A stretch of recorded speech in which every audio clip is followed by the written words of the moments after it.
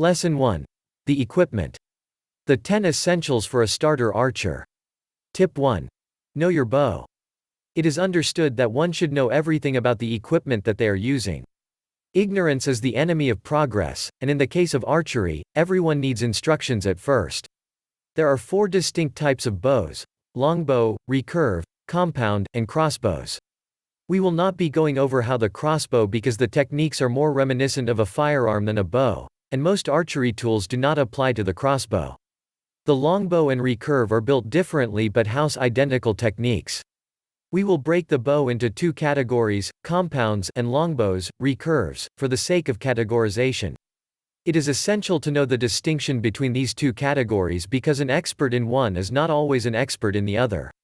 This is not to say that the techniques are vastly different because they are not. It is the feel of the different bows that often throw off new archers.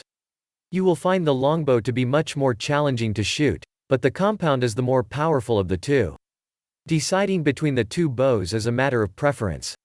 Typically, hunters favor the compound for its power and compatibility.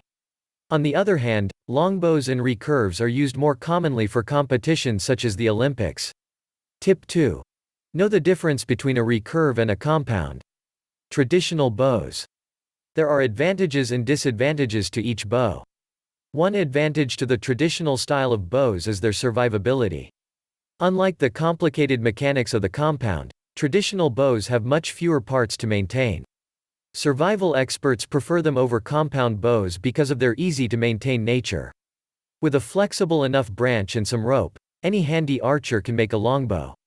Of course, that is not the most significant thing the traditional bow has over the compound. The most important advantage the traditional bow holds is its prominence in archery. While compounds are allowed in elite competitions against other compounds, the conventional bow stands the larger of the 2 titans. Traditional bows have remained the only category of archery in the Olympics since introduced to the games. It is the original form of archery. The form and strength required to shoot the traditional bows place a significant burden on the archers in this craft because the skill gap between archers is much more apparent. You can see why that is an essential factor in terms of competition. If an archer had no interest in hunting and only sought to improve for sport, then the traditional bow would be the path to take. There has been a push to include compounds into the games, but it is an uphill battle, so it seems that traditional bows may maintain their death grips in the world of archery. Choosing the traditional bow over the compound bow does not come without some disadvantages. If I have not made it clear enough, the classic bow is much more challenging to shoot. Even with the help of every tool in the sport, the traditional bow is trumped by the compound in terms of user-friendliness and effectiveness. With this bow, you have to worry about aiming and hold the draw at your anchor, finger release, keeping the bow leveled, the list goes on. It takes a lot of effort to master this craft, and even if you did, your range in comparison to the compound would be much shorter. A 100-yard shot may prove challenging for any recurve archer, but the task would be easy for a competent archer with a compound. Compound bow. Compounds are the future bows but are scarce in most countries. It is a Western-dominated weapon and is only really used for hunting. With good reason, too, the compound bow is made to be easy and effective. Despite having a higher draw weight, the bow is much easier to hold at your anchor point. This is due to the pulley system that the bow is built with, or the cam. Unlike the traditional bow, the tension that launches the arrows does not come from the bending of the bow's arms but the tension from the cam. With this system, when an archer draws their bow and reaches their anchor point, the draw weight significantly decreases. This eases many burdens with the archer. Coupled with the various tools to help aim and stabilize an extensive range, shooting is straightforward. Most youth bows sold are low draw weight compound bows.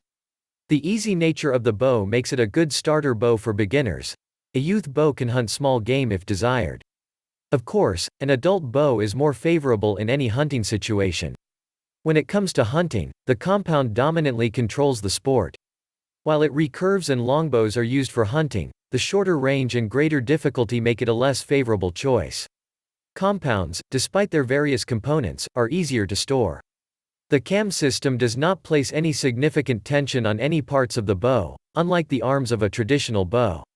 If someone looked to store the bow for extended periods, they would simply need to place it in a case until it was called upon again. With a recurve, it would be best to take it apart for storage to preserve the tension of the bow arms. With all this said, the compound is not perfect. It is significantly more expensive than the traditional bow. A decent conventional bow can be found for $200, and for beginners, there are good bows for as low as $100. The compound, however, averages upwards of $400. Sometimes without any of the necessary bow tools, arrow rests, sights, and stabilizers, quivers, etc. An expensive hobby if you are not a hunter, and if you aspire to be an Olympian, you will not get there with a compound. The cam system was created in 1966 with the invention of the first compound bow. Its ability to be fine-tuned to the user and its high power has made it the favorite of hunters. Tip 3. Be able to shoot both. This is not so much a tip but a strong recommendation. The ability to shoot both types of bows is what separates the good archers from the experts. As previously stated, one expert in one is not always an expert on the other. The sport of archery is not so one-dimensional that you should only stick to one form of the bow. It is both fun and imperative that you learn to shoot both to refine your fundamentals. The feel of each bow may be different, but the techniques to shoot them are the same. When learning both bows, consider which bow feels the most natural to you. Some favor the ease of the compound, while others like the look of the traditional. Tip 4. Get the proper equipment. If you think that the bow itself is all you need, then your wallet is in for a rude awakening. To shoot at your absolute best, you must equip yourself with all the right tools to set you up for success. This is where the image of the bow in media is contorted into a less appealing form. In movies and TV shows, the bow is typically stripped of its extra parts to maintain a sleeker appearance. While there is nothing wrong with shooting a naked bow, it can prove more complicated than it seems. Shooting a bare bow is a lot of instinct and good intuition, but now, with technology's help, that factor has been removed. Tip 5. Find the perfect sights. The most expensive attachment of the bow, the sights, is also the most important for a modern-day archer, and typically your local sporting goods store can zero it in for you. It consists of two main components, the level and the sight pins. First, it comes with a small level in your line of sight to indicate if you are not shooting the bow tilted. This is important because the aerodynamics of the arrow is most effective when fired from a leveled bow. The second component, the sight pins, are used to shoot at different ranges. Unlike the scope of a rifle, the sights of a bow have multiple crosshairs. The top pin is used for shorter distances, while the lower pins are used for farther distances. Some sights will come with 3 pins, and others can have up to 5. The more pins, the easier it is to shoot at various ranges. A standard sight typically comes with 3 sight pins and a level indicator. Tip 6. Use a proper arrow rest. An arrow rest's primary purpose is safety. While all bows have an arrow shelf, the indentation in the bow is the most primitive form of arrow rest. Archers who attempt to shoot with just the arrow shelf will find it challenging to keep the arrow in place. The arrow will often slide off the shelf and the bow with new archers. This can be extremely dangerous for yourself and anyone around you. If someone were to misfire with the arrow hanging off the rest, it could result in severe bodily injury to the archer's limbs or anyone around them. In most cases, a simple plastic rest will suffice, but there is a variety of arrow rests on choosing from for the more severe archers. The whisker biscuit is the most typical rest, but it can slightly reduce the arrow's speed. Hunters prefer more mechanical rests that minimize the friction of the arrow. This is the most common arrow rest, nicknamed the whisker biscuit. It's simple and user-friendly. Unfortunately, it does slightly slow down the arrow. Professional archers favor more complex and expensive arrow rests. Tip 7. Use a stabilizer. The stabilizer is just a fancy term for a heavy metal rod. It increases the weight of the bow to increase stability and decrease movement on the release. In addition, it helps reduce the inconsistencies of the archer's release by adding to the moment of inertia of the bow. If you watch professional archers shooting at competitions, you will notice strange metal rods sticking out of the front of their bow. Those are stabilizers. Stabilizers can vary from small rods to crazy tripods. For new archers, I would suggest a simple, inexpensive one. Tip 8. Use a release. The release is one of the trickiest parts about shooting a bow. Traditionally, archers use 3 fingers to hold the string, But the problem with that method is it can cause vibrations in the string during launch. It is exceedingly difficult to have a seamless release shooting with just your fingers. It can also cause unnecessary tension in the archer's form. When this happens, the archer may flinch upon release and throw the arrow off trajectory.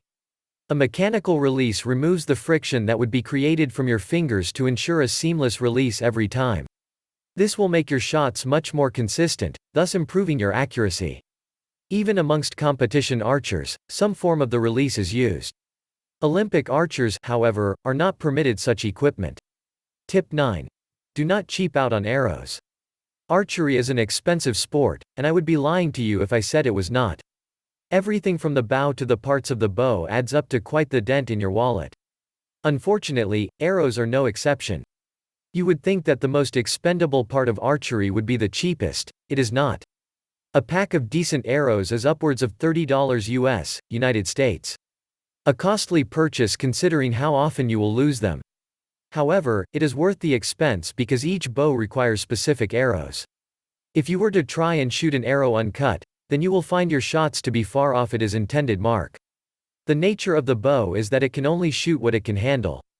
Just like bullet calibers for a firearm, bows need specific arrow spines. If you were to buy a dozen $4 wooden arrows from your local Walmart, then yes, you would have saved some money at the cost of never hitting a bullseye ever again. Simply put, do not cheap out on arrows. Tip 10. Replace your equipment. Bows may seem like they last forever, but they do not. You should replace the parts of your bow often, bowstrings in particular. When your bowstring starts to fray, it is best to get it replaced as soon as possible to prevent any unfortunate destruction of your bow. For recurve bows, replace the arms when you notice cracking or chipping. A well-maintained bow can last upwards of 30 years, but you must put in the effort to make it last. Do not shoot till it explodes in your face and act surprised when it does. Chapter Review. The most significant takeaway point from this lesson is that knowledge is half the battle. An inexperienced archer can take a bow and shoot it at a broadside of a barn, but it is the knowledge of the equipment that will make it accurate. Just like any sport, you must know the equipment that you are using. Archers must be diverse and well informed about the equipment that they use. It would be difficult for anyone to dig a hole with a spoon, but give them a shovel, and things become much more manageable. This same concept applies to archery. Keep your equipment well maintained, and choose the tools carefully. The different parts of a bow are various tools, each with a specific purpose, and you must know what that purpose is.